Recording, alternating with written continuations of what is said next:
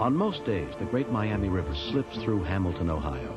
But much of the footage in this story was taped last May 24th, when the river was dangerously high. He's just part of me. Part of me was in that water, fighting. He was just fighting for his life. Heavy rains had swollen the river to twice its size. As it churned over the nearly completed dam, it looked like a white water ride to Paulette Chandler's son David and his best friend, Rodney Jones. I thought it was going to be easy. I didn't have no idea what we was getting into. We paddled straight out to the middle. We was yelling and stuff. We was having a blast.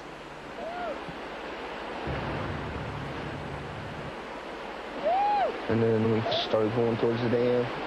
We was just paddling, paddling, and paddling.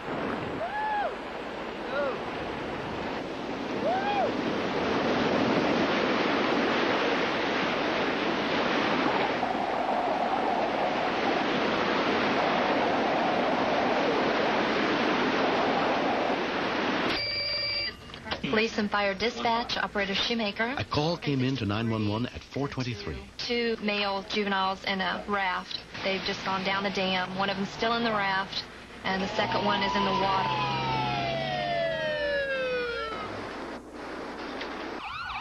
308-27 being Raft to the dam. Rodney had been incredibly lucky. When the raft flipped over, he was dragged 70 feet underwater by the powerful currents at the base of the dam, then pushed clear. But David was trapped and could only try to hold on.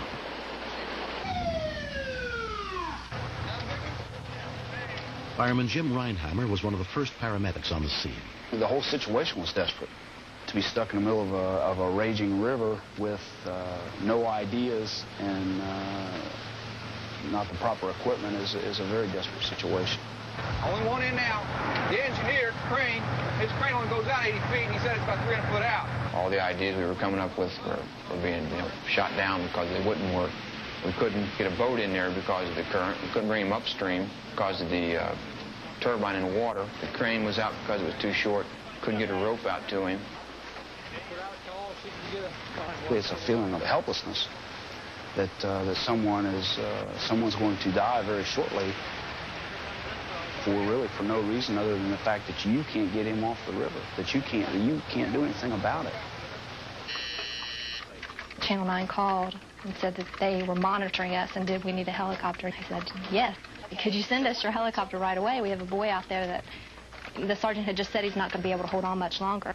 It took us about 15 minutes to respond from the time he told us to. What we could see right away, of course, the boy was stuck in the middle of the river, and he was being jostled pretty good. If he would have let go of that raft, I felt that he could have hit the concrete dam and possibly he would have drowned instantly, I think. Jim Reinheimer, the other paramedic that was there, he suggested taking the aerial belt and lowering that down to him on a rope, letting the boy grab onto that, and then taking the rope over and drop it to shore and then pull him out. I heard him screaming in the river, and at that point I knew he was near panic. I mean, I knew we had to do something to get him off there. We need to get this helicopter going, to get it up and to get something down to him. It would just be a body floating in the river.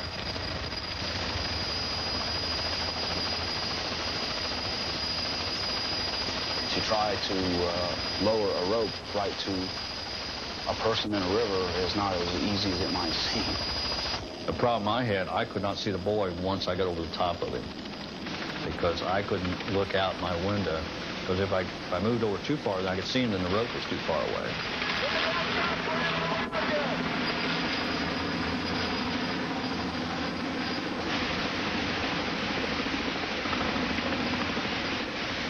We were all aware that he was near exhaustion and that if he fell off of the raft, there would be no way he would live. Hold the bow and hold on to your boat. Don't let go of the boat.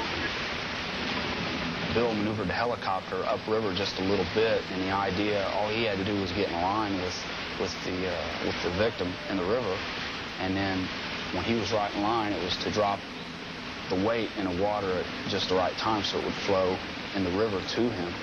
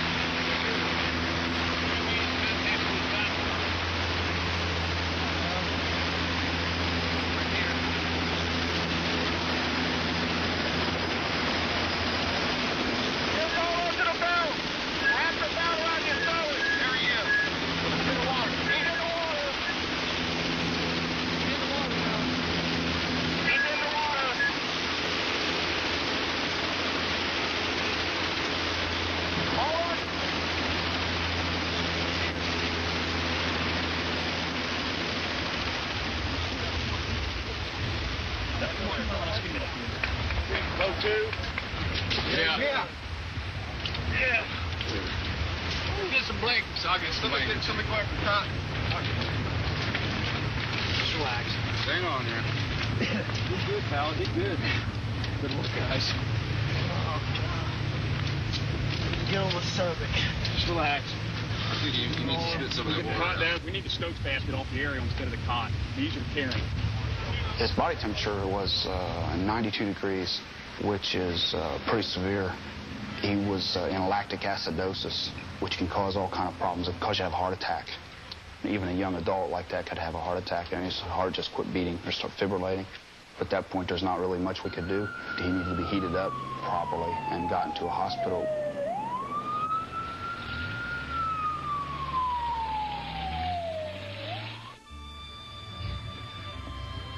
David and Rodney are still best friends, as they have been since kindergarten, but they don't go out on the river anymore. I thought that I was dead because there wasn't no way that anybody could get me out of the river. The water was just... It was just pushing me. It was unreal.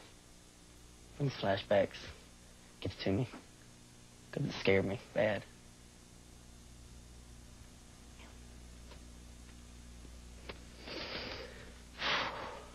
Man.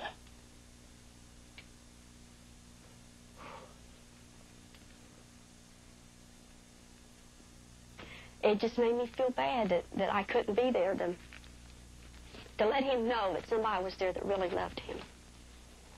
I mean, I might have done more harm, I don't know, if I'd been there. But at least he would have known Mom's there. It was just the ultimate terror. And that fireman, he done the rest. Without him, I would have drowned. Next,